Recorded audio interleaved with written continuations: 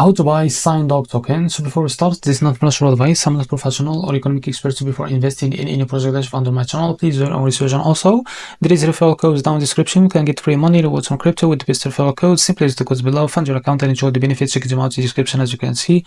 So before going on buying this token, go and check Derek's account and keep following the updates about this token. Don't forget to go and engage with their community. As you can see, they have the 60 members there. So this token is available on the screener, as you can see. To be able to buy this token, copy the token address from here, and the liquidity here, as you can see, guys, it's locked by 100%. That's good, as many investment in the safe place.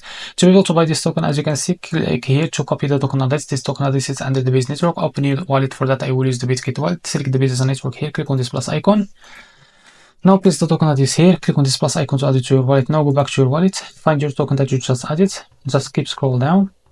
So this is our token. Click on it and click here on swap. Switch from here. From the top, select the token that you want to buy with, for example, USDC, and make sure you have enough USDC on your wallet. After that, type how much you want to buy.